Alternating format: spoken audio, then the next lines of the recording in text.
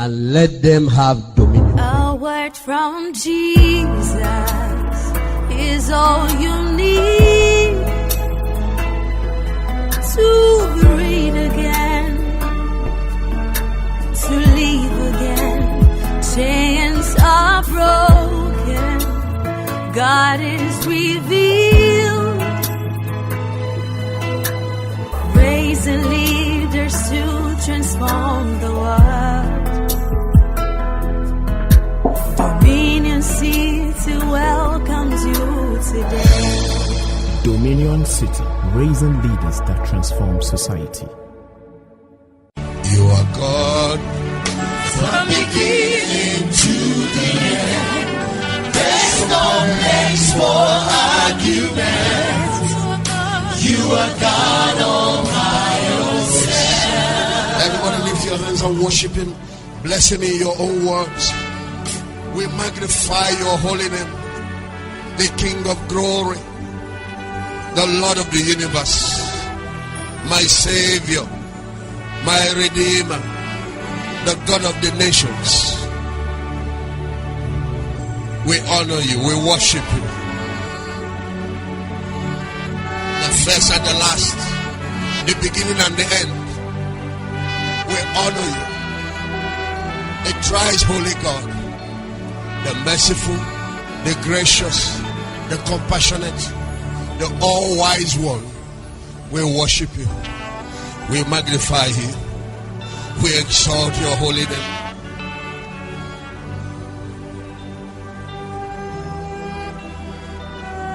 Have your way here today. Let your kingdom come. Let your will be done. Let the purposes of your heart be executed to precision. Let your counsel be unfolded. Thank you for our country. Thank you for your church in Nigeria. Thank you for your children. All of us, the heritage that we have, be members of your family.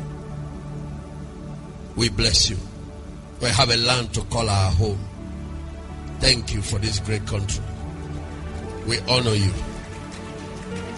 We honor you. We honor you. Bless God for your country, my friends. Bless Him for it. Bless Him for it.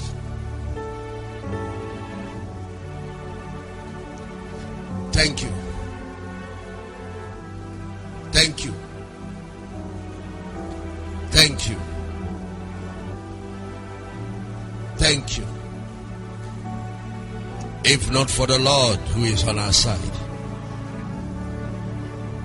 Thank you. Thank you. Thank you. From beginning to the end, there's no place for arguments. You are God all by yourself. Amen. Amen. Good morning and happy anniversary. Happy Independence Day. Go greet at least 10 people. Tell them happy. Give them high five. Give them wow. Mahedegebo kababa yegebomo bimuki yaka ayagededo iyo abama hiya gaba hiya mbada badangada gadangada ekila masisi.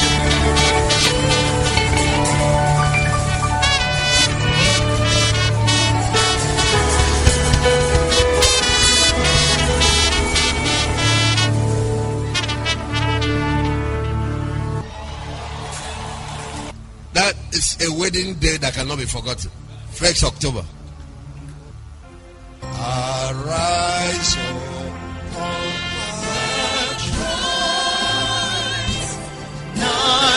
Nigeria's call to serve our Father.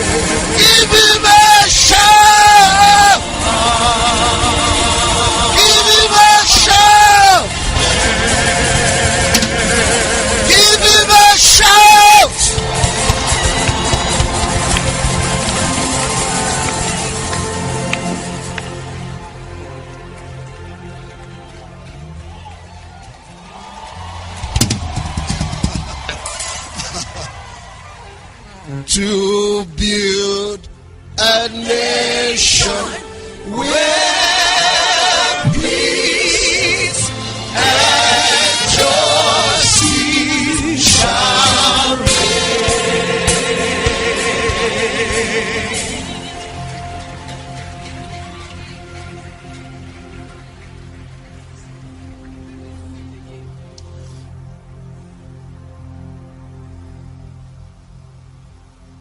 God bless Nigeria. Go ahead. We'll join him and sing, but project the words. Our guys in the projector so that we can. Oh, beautiful, beautiful. I love it. We are one great mighty nation of the peoples of the earth. May we live and die in service to humanity.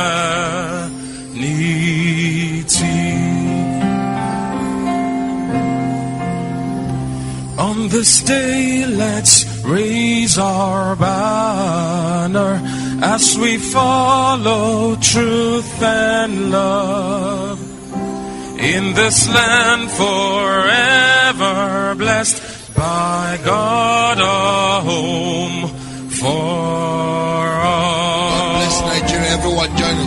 God bless Nigeria, my home, sweet home. God bless Nigeria, my home, sweet home. Let's sing it one more time. God bless Nigeria, my home, sweet home. God bless Nigeria, my home, sweet home. We are one great mighty nation of the peoples of the earth. May we live and die in service to humanity. On this day, let's raise our banner as we follow truth and love. In this land forever blessed, by God a home for all. God bless Nigeria, my home, sweet home. God bless Nigeria, my home, sweet home. Everybody sing it now.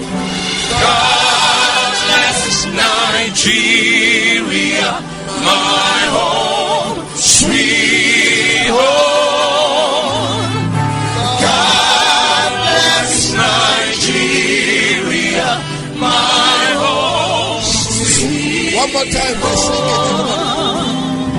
God bless Nigeria, my home, sweet home.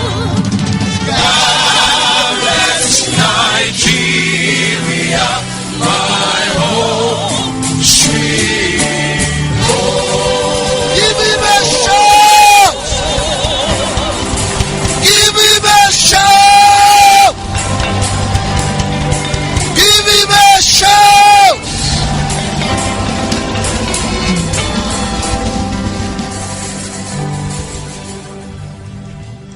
I'm proud to be a Nigerian.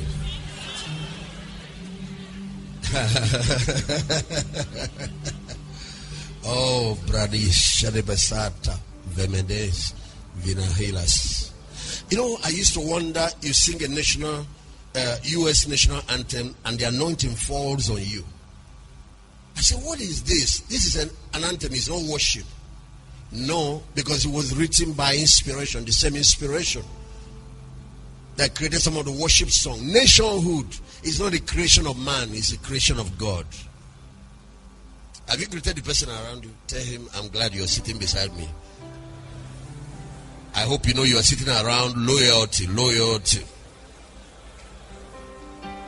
Can I greet you with a royal time? Your Excellency, sir, Your Majesty, you're looking good. I feel the aura of your presence. God bless you. God bless you as you take your seat. He said, I'll bless them that bless thee, I'll curse them that curse thee. Indeed shall all the nations of the earth be blessed. And today, because we're the seed of Abraham, every one of you, we are the carriers of that blessing to the nations. So our own nation where we live must be the first to tap into what God has invested in you. You are actually a message sent to your generation.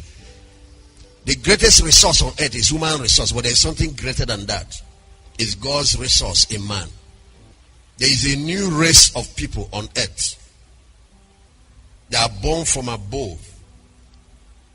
They are called out people. They are a holy nation. They are a unique people group. God places them in any nation to be the source of salvation, redemption, transformation, and development of that nation. They are the carriers of Abrahamic blessing. It's called the church. It's not organization. No.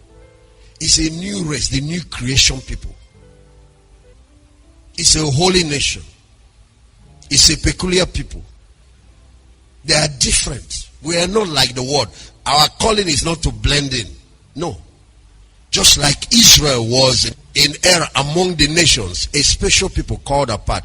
God has a new nation, a holy nation, a new race. They are not Hausas or Yorubas or Igbos or white or black. They are called out from every tongue, every nation, every people to form one nation under God. And in any nation where God places them, they are the custodians of the secret of the greatness of that nation, the secret of the future of that nation. If the nation decays while they are there, they are the ones to be blamed. God's plan is that they should raise presidents, senators, legislators, governors, administrators, businessmen for their country. God's mandate for them is to be the head and not the tail. To rise to the different top of every mountain in society and bring his kingdom there. After more than 4,000 years of raising the Jewish nation, they are still leading the world in invention, leading in education, leading in every field, in health, leading in every field. Do you have the speech by the Prime Minister, Netanyahu? Video with clean audio. You need to play at least, even if it's 10 minutes clip. This is National Assembly. Prime Minister Netanyahu preaching in the National Assembly. Israel is leading the world in almost every field. America is where they are because of their ability to tap into their Judeo-Christian heritage. And some people are fighting them. Why are you fighting them? He said, indeed shall all nations be blessed, not all nations be cursed. Tap into the thing and advance your agricultural endeavor. Tap into the thing and advance your construction industry. Tap into the thing and advance your entrepreneurial sector. Reign, Jesus, reign. Reign, Jesus, reign. King of Zion, Judah's Lion, reign, Jesus, reign. Reign, Jesus, reign. Reign, Jesus, reign. Reign, Jesus, reign. Jesus, reign. King of Zion, King of Zion, Judah's Lion, reign, Jesus, reign, reign, Jesus, reign, reign, reign, Jesus.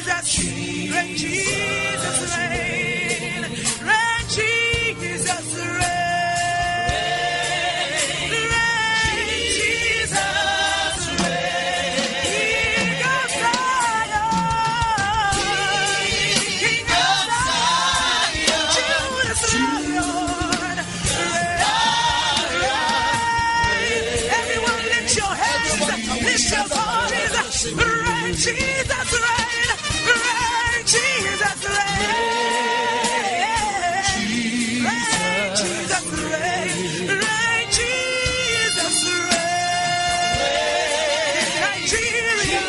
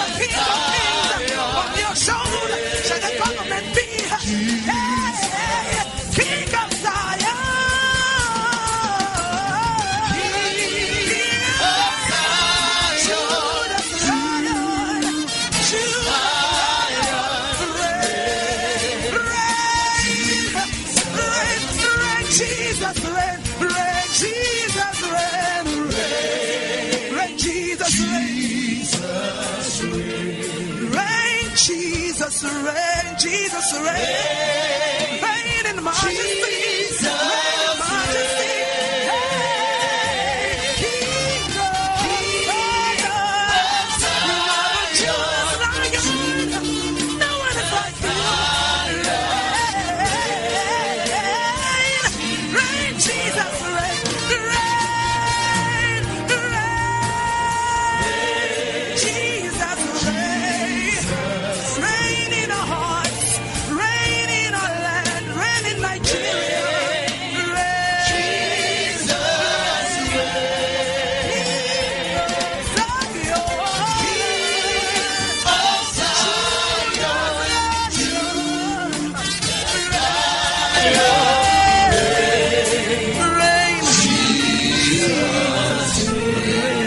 Give the Lord a wave offering. Give him a wave offering.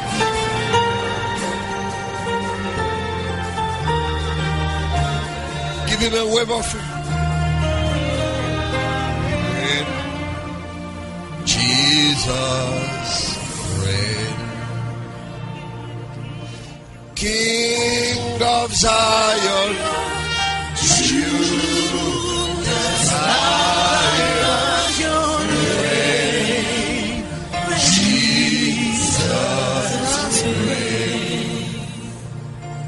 Hallelujah. You may be seated. Are you guys ready? Yes, go ahead. Give us volume so we can hear him.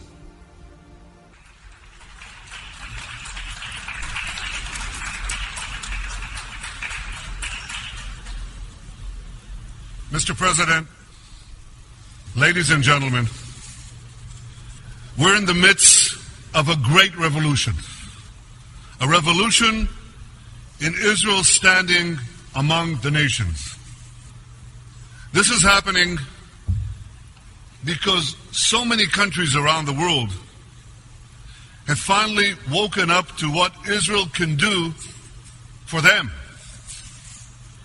Those countries now recognize what brilliant investors like Warren Buffett and great companies like Google and Intel, what they've recognized and known for years, that Israel is the innovation nation, the place for cutting-edge technology in agriculture, in water, in cybersecurity, in medicine, in autonomous vehicles, you name it. We've got it. Those countries now also recognize Israel's exceptional capabilities in fighting terrorism. In recent years, Israel has provided intelligence that has prevented dozens of major terrorist attacks around the world. We have saved countless lives. Now, you may not know this, but your governments do. And they are working closely together with Israel to keep your country safe and your citizens safe. I stood here last year on this podium, and I spoke about this profound change in Israel's standing around the world. And just look at what has happened since. In 1 year, hundreds of presidents, prime ministers, foreign ministers, and other leaders have visited Israel, many for the first time. Of these many visits, 2 were truly historic. In May, President Trump became the first American president to include Israel in his first visit abroad. President Trump stood at the Western Wall, at the foot of the Temple Mount, where the Jewish people, or rather the Jewish people's temples, stood for nearly 1,000 years. And when the president touched those ancient stones, he touched our hearts forever. In July, Prime Minister Modi became the first Indian Prime Minister to visit Israel. You may have seen the pictures. We were on a beach in Hedera. We rode together in a Jeep outfitted with a portable desalination device that some thriving Israeli entrepreneur invented. We took off our shoes, waded into the Mediterranean, and drank seawater that had been purified only a few minutes earlier. We imagined the endless possibilities for Israel, for India, for all of humanity. In the past year, Israel has hosted so many world leaders, and I had the honor of representing my country on 6 different continents. 1 year, 6 continents. I went to Africa, where I saw Israeli innovators increasing crop yields, turning air into water, fighting AIDS. I went to Asia, where we deepened our relations with China and with Singapore, and expanded our cooperation with our Muslim friends in Azerbaijan and Kazakhstan. I went to Europe, where in London and Paris, Saloniki and Budapest, we enhanced our security and economic ties. I went to Australia, becoming the first Israeli Prime Minister to visit our great allies down under. And just last week, I went to South America, visiting Argentina and Colombia. And then I went on to Mexico, becoming, if you can believe it, the first Israeli Prime Minister ever to visit Latin America. After 70 years, the world is embracing Israel, and Israel is embracing the world. 1 year,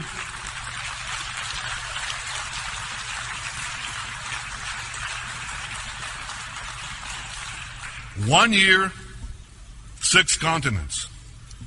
Now, it's true, I haven't yet visited Antarctica, but one day I have to go there. I want to go there too, because I've heard that penguins are also enthusiastic supporters of Israel. Now, you laugh, but penguins have no difficulty recognizing that some things are black and white, are right and wrong. And unfortunately, when it comes to UN decisions about Israel, that simple recognition is too often absent.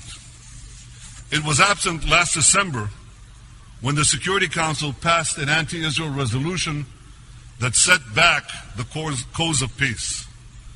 It was absent last May when the World Health Organization adopted, you have to listen to this, the World Health Organization adopted a Syrian-sponsored resolution that criticized Israel for health conditions on the Golan Heights. As the great John McEnroe would say, you cannot be serious. I mean, this is preposterous.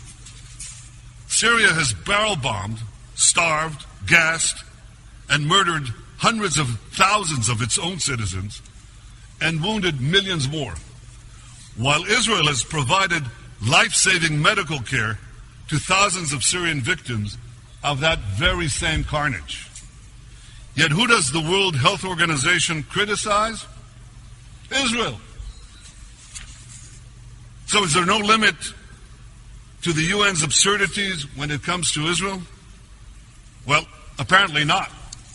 Because in July, UNESCO declared the Tomb of the Patriarchs in Hebron a Palestinian World Heritage Site. That's worse than fake news. That's fake history. Mind you, it's true that Abraham, the father of both Ishmael and Isaac, is buried there. But so too are Isaac, Jacob, Sarah, Rebecca. Sarah is a Jewish name, by the way. Sarah, Rebecca, and Leah, who just happen to be patriarchs and matriarchs of the Jewish people. Well, you won't read about that in the latest UNESCO report. But if you want to, you can read about it in a somewhat weightier publication. It's called The Bible. I highly recommend it.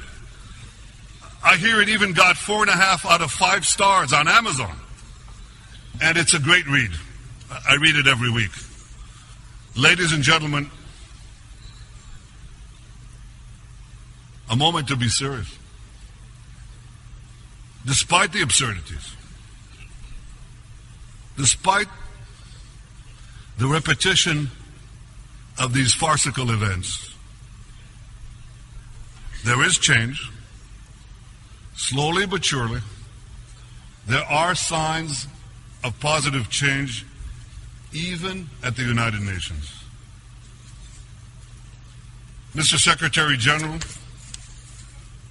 I very much appreciate your statement that denying Israel's right to exist is anti-Semitism, pure and simple. Now that's important, because for too long, the epicenter of global anti-Semitism has been right here at the UN. And while it may take many years, I'm absolutely confident that the revolution in Israel's ties with individual nations will ultimately be reflected here in this Hall of Nations. I say that because there's also a marked change in the position of some of our key friends. Thanks to President Trump's unequivocal support for Israel in this body, that positive change is gathering force. So thank you, President Trump. Thank you for supporting Israel at the UN. And thank you for your support, Ambassador Nikki Haley. Thank you for speaking the truth about Israel.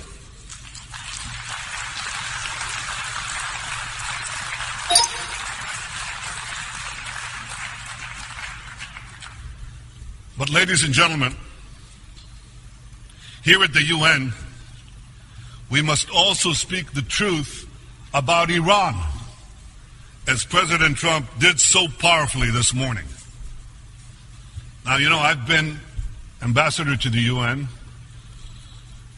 and I'm a long-serving Israeli prime minister, so I've listened to countless speeches in this hall. But I can say this: none were bolder, None were more courageous and forthright than the one delivered by President Trump today. President Trump rightly called the nuclear deal with Iran, he called it an embarrassment. Well, I couldn't agree with him more. And here's why. Iran vows to destroy my country every day, including by its chief of staff the other day.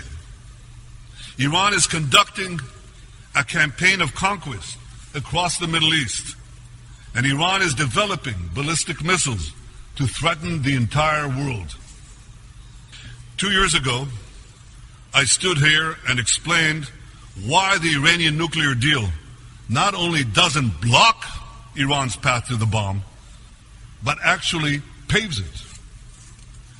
Because the restrictions placed on Iran's nuclear program have what's called a sunset clause.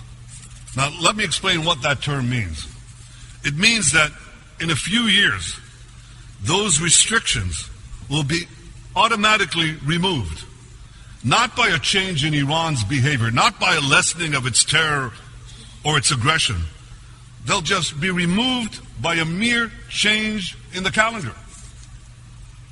And I warned that when that sunset comes, a dark shadow will be cast over the entire Middle East and the world. Because Iran will then be free to enrich uranium on an industrial scale, placing it on the threshold of a massive arsenal of nuclear weapons. That's why I said 2 years ago that the greater danger is not that Iran will rush to a single bomb by breaking the deal, but that Iran will be able to build many bombs by keeping the deal. Now, in the last few months, we've all seen how dangerous even a few nuclear weapons can be in the hands of a small rogue regime. Now imagine the danger of hundreds of nuclear weapons in the hands of a vast Iranian Islamist empire with the missiles to deliver them anywhere on earth.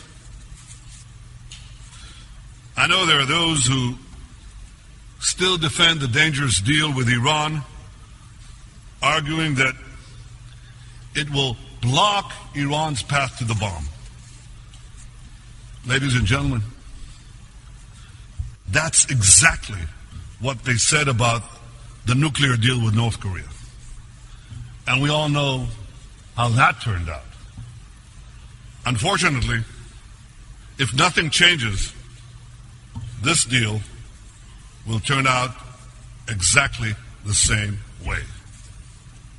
That's why Israel's policy regarding the nuclear deal with Iran is very simple. Change it or cancel it. Fix it or nix it. Nixing the deal means restoring massive pressure on Iran, including crippling sanctions, until Iran fully dismantles its nuclear weapons capability. Fixing the deal requires many things, among them inspecting military and any other site that is a suspect, and penalizing Iran for every violation. But above all, fixing the deal means getting rid of the sunset clause. And beyond fixing this bad deal, we must also stop Iran's development of ballistic missiles and roll back its growing aggression in the region. I remember we had these debates. As you know, I took a fairly active role in them. And many supporters of the deal naively believed that it would somehow moderate Iran. It would make it a responsible member, so they said, of the international community. Well, you know, I strongly disagreed. I warned that when the sanctions on Iran would be removed, Iran would behave like a hungry tiger unleashed, not joining the community of nations, but devouring nations, one after the other. And that's precisely what Iran is doing today. From the Caspian Sea to the Mediterranean, from Tehran to Tartus, an Iranian curtain is descending across the Middle East. Iran spreads this curtain of tyranny and terror over Iraq, Syria, Lebanon, and elsewhere. And it pledges to extinguish the light of Israel. Today I have a simple message for Ayatollah Khamenei, the dictator of Iran. The light of Israel will never be extinguished.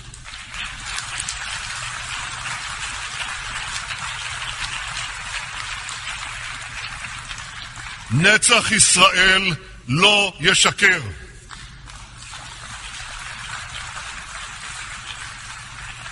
Those who threaten us with annihilation put themselves in mortal peril. Israel will defend itself with the full force of our arms and the full power of our convictions. We will act to prevent Iran from establishing permanent military bases in Syria for its air, sea, and ground forces. We will act to prevent Iran from producing deadly weapons in Syria or in Lebanon for use against us. And we will act to prevent Iran from opening new terror fronts against Israel along our northern border. As long as Iran's regime seeks the destruction of Israel, Iran will face no fiercer enemy than Israel. But I also have a message today for the people of Iran. You are not our enemy. You are our friends. Shoma duste ma hestid. One day, my Iranian friends, you will be free from the evil regime that terrorizes you, hangs gays, jails journalists, tortures political prisoners, and shoots innocent women like Nida Sultan, leaving her choking on her own blood on the streets of Tehran. I have not forgotten Nida. I'm sure you haven't too. And so, the people of Iran, when your day of liberation finally comes, the friendship between our two ancient peoples will surely flourish once again. Ladies and gentlemen, Israel knows that in confronting the Iranian regime, we are not alone. We stand shoulder to shoulder with those in the Arab world who share our hopes for a brighter future. We've made peace with Jordan and Egypt, whose courageous president, Abdel Fattah al-Sisi, I met here last night. I appreciate President al-Sisi's support for peace, and I hope to work closely with him and other regions and other leaders in the region to advance peace. Israel is committed to achieving peace with all our Arab neighbors, including the Palestinians. Yesterday, President Trump and I discussed all of this, at great length. I appreciate President Trump's leadership, his commitment to stand by Israel's side, his commitment to advance a peaceful future for all. Together we can seize the opportunities for peace, and together we can confront the great dangers of Iran. The remarkable alliance between the United States and Israel has never been stronger, never been deeper. And Israel is deeply grateful for the support of the Trump administration, the American Congress, and the American people. Ladies and gentlemen, in this year of historic visits and historic anniversaries, Israel has so much to be grateful for. 120 years ago, Theodor Herzl convened the first Zionist Congress, to transform our tragic past into a brilliant future by establishing the Jewish state. 100 years ago, the Balfour Declaration advanced Herzl's vision by recognizing the right of the Jewish people to a national home in our ancestral homeland. 70 years ago, the United Nations further advanced that vision by adopting a resolution supporting the establishment of a Jewish state. And 50 years ago, we reunited our eternal capital, Jerusalem, achieving a miraculous victory against those who sought to destroy our state. This is the end of this part. Please play the next tape in the series.